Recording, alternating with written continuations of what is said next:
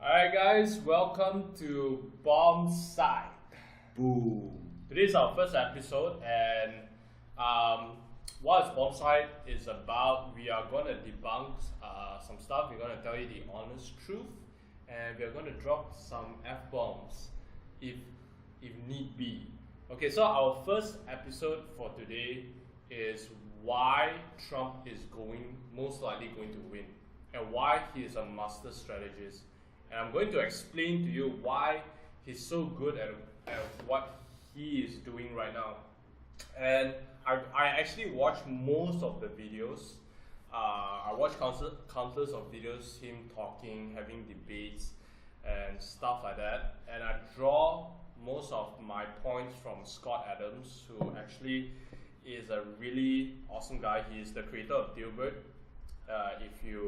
If you want to look him up, I'm gonna put a description on about the whole article that I got my points from in the description below. So the first thing that Scott Adams said was about some people loves not only the challenge of game strategy but also the thrill of overwhelming the competition, which is a sport of meticulously plotted domination. Some people just like to dominate something. Something like, when I play. Have you played the game called The Game of Thrones? No, Monopoly Deal? Yeah, of course. That's actually one of my favorite games because I'm pretty good at it. So I just like playing it. And then you're a sly guy. Yeah, but that is the whole part of plotted domination. And that is why Adam believes Donald Trump will win the presidency. And I quote Wall Street Journal. Wait, hold on a minute. What? Are you pro-Trump? I'm not pro-Trump. Just because that we are talking about Trump is a master strategist doesn't mean that if I was American, I wouldn't vote him. I wouldn't even vote for Hillary. I would only vote for Bernie Sanders if he's running for it. Yeah, but I mean, out of these two candidates, I'm not going to vote for any of them. I'm just going to tell you why. So if he was American, he'll be irresponsible. Yeah, why he is doing so well in the election race. So I quote Wall Street Journal this thing. Adam, in other words, believes that Trump himself has turned the campaign game around on the stump. The real estate mogul is not running on knowledge of his numbers or dissection of data. He's running on our emotions, Adams said, and sly appeals to our own human irrationality. Because generally, humans are emotional beings, right? Yes. And when we are emotional, we are irrational. It's as simple as that. When we are emotional, we make rash decisions. Yeah. Like So there are a lot of points out there that states why Trump is such a good strategist, such a master strategist. But these 3 points, I'll just break it down to 3 points. And the first point is that he uses persuasion messages like no other candidate. He reinforces the idea of winning from the start of his campaign by saying that he's rich, he owns God knows how many properties, A lot of people think that it's a very stuck-up thing to do. Kind of reminds you of somebody from Game of Thrones, doesn't it? I don't watch Game of Thrones. Littlefinger. But this is what I'm saying, that he reinforces the idea of winning compared to everyone else. He wants that message to stick to the voters. So he makes himself look like he's the most important person when he goes to debates. He goes to all these kind of things. So it makes it look like he is the clear winner. It's like alpha male kind of thing. And the second thing is that a persuasion message only works when the idea is simple. Have you watched Inception? Yeah.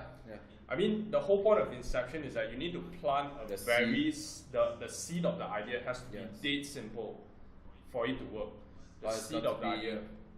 Really, it's got to hit deep down to people. Yeah, exactly. It's got to be related to people. So people like simple ideas, and that's why persuasion messages work because people like simple ideas. You didn't plant it deep enough? No, it's not just about depth. You need the simplest version of the idea. And he reinforces the same thing. If you actually watch most of his videos, he says the same thing over and over again. And that is actually something deliberately that he's doing because he's reinforcing the idea to you. So the second point is, a lot of people think that Donald Trump called people names is kind of childish, and then it's something that we do in high school and stuff like that. But actually, there are clear strategies to why he calls people names. And so he called Jeb Bush a weakling, low energy, there's no need for another Bush, and he called Ted Cruz lying Ted, Hillary, crooked Hillary, and all kinds of names. But those names that he repeats so many times, it sticks to his voters. There's actually a couple of videos that I'll show that actually shows his voters saying, when Ted Cruz talked to his voters, they're saying to Ted Cruz is lying Ted, lying Ted.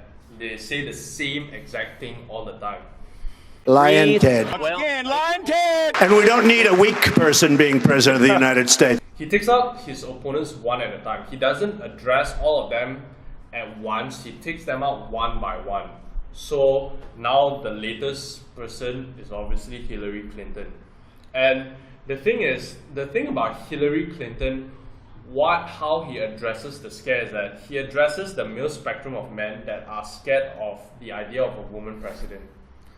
There are some men in America right now who's scared of having a woman president.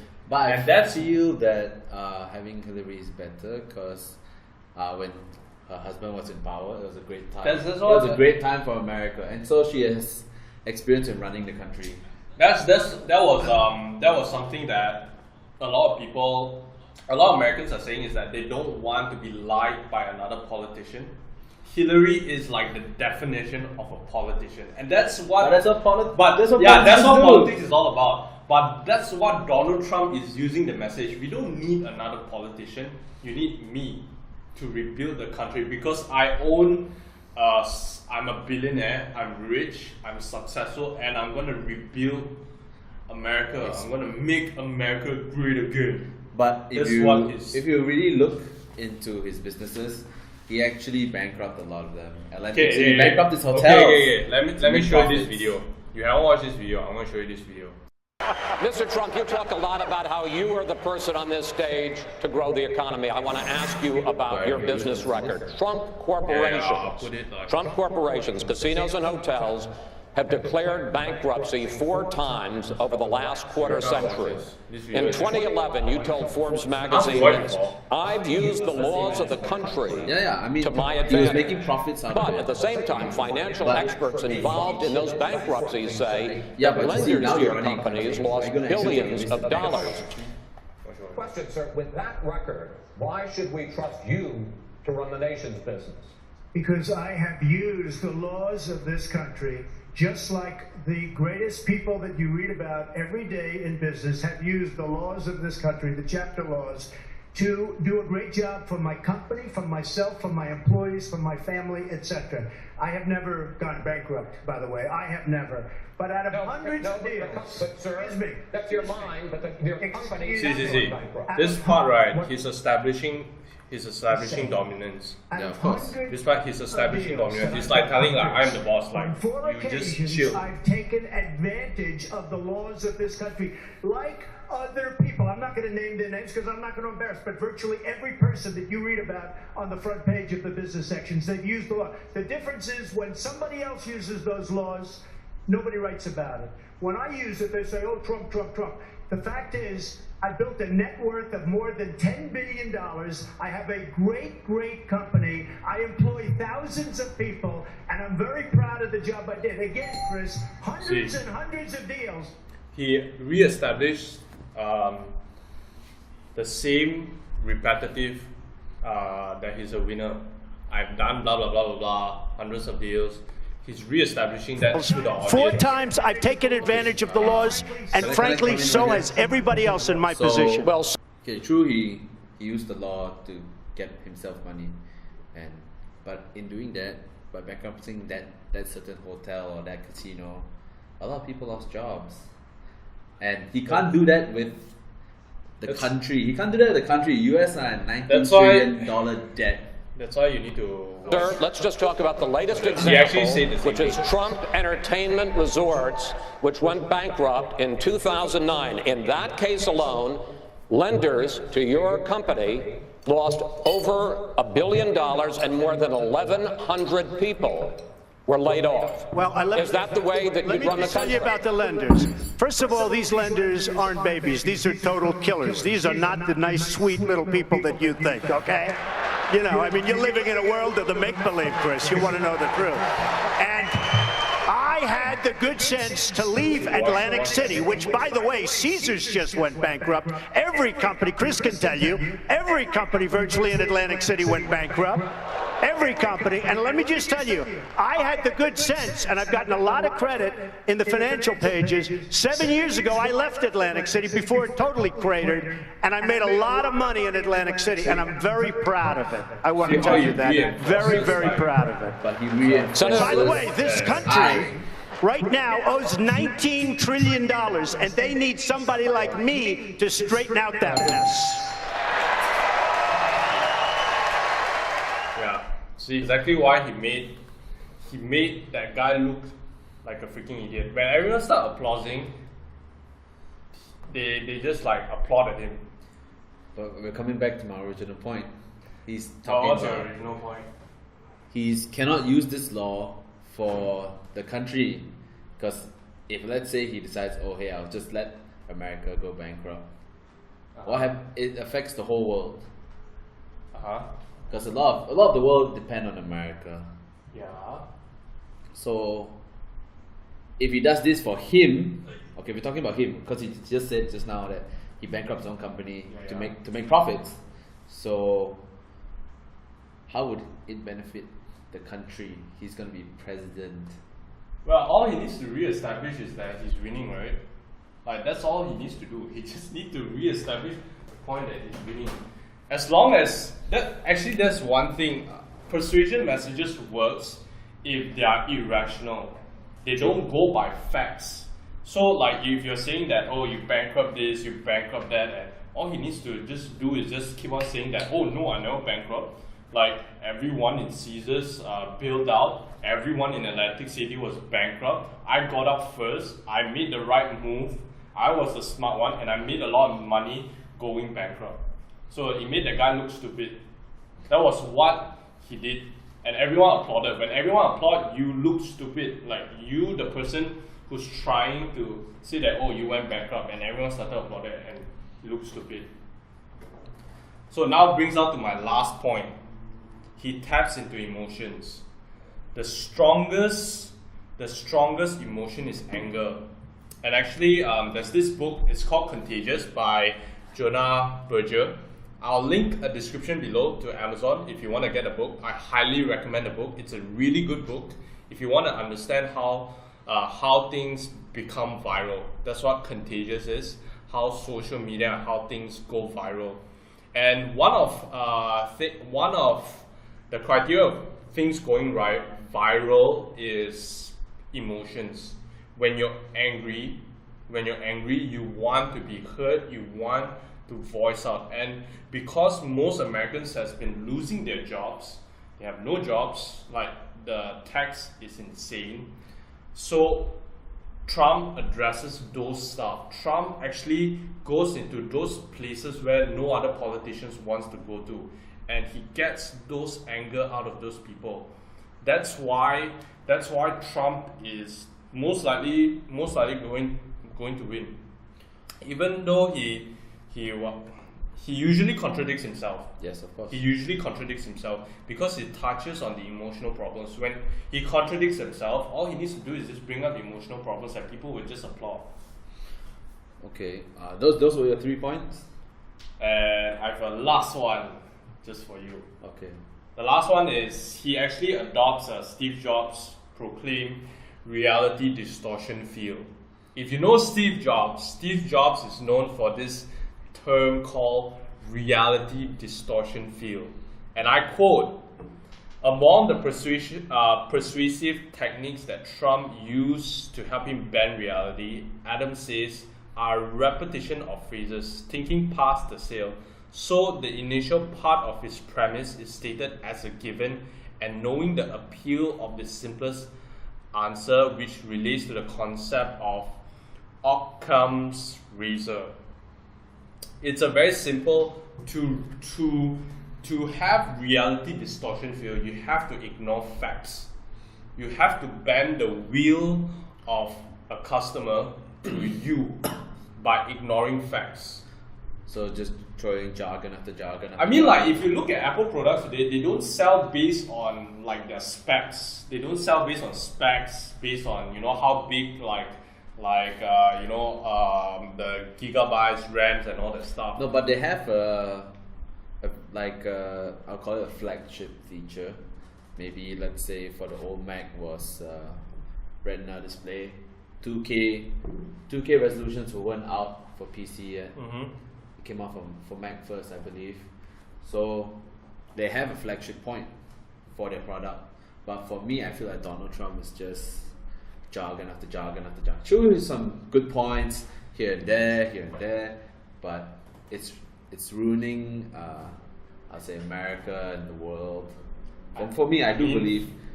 For me, he's definitely. He will not be great. Yeah. I think the polls now says that Donald Trump is not the popular vote anymore. It's actually Hillary Clinton. I believe it's down by 2%. Yeah, I mean, I'm just stating that based on what he's doing, there's no one like Donald Trump. Of course. He's not a politician, he's a businessman. And a lot of people were like saying like Donald Trump just came in, it's gonna be a joke and stuff like that because of it was funny at first. Yeah, it was really funny at first. It was really funny. But look at him now. Because people clearly underestimated him. People clearly didn't know the strategy that he's gonna imply, and most of his strategies are actually very simple that a lot of politicians actually use. Like, I mean, persuasive message, a lot of politicians uses it, but it's just that the way Donald Trump uses it is much more in-depth, and he uses it in a much better way. I feel like a point we have not touched here today was about... Speak your mind. I feel probably human rights.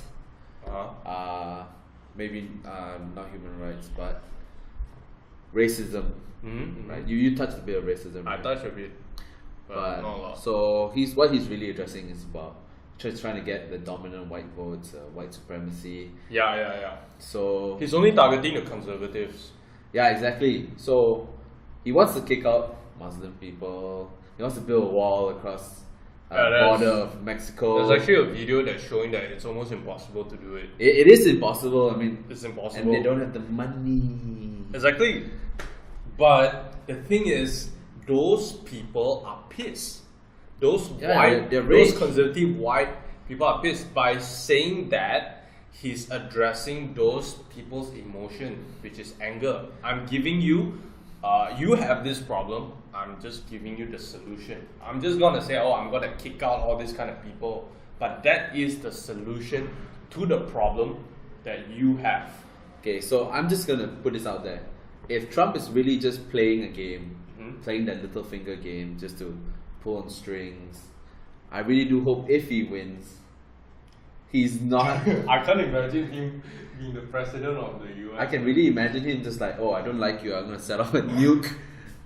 And I boom. can't imagine. I mean, like, if he's gonna be the US president, wow, it's gonna be like a game changer. It's gonna be really, really interesting. Alright, so this is our first episode, and stay tuned, follow us on Twitter, subscribe for next week's episode as we drop more bombs. Ooh.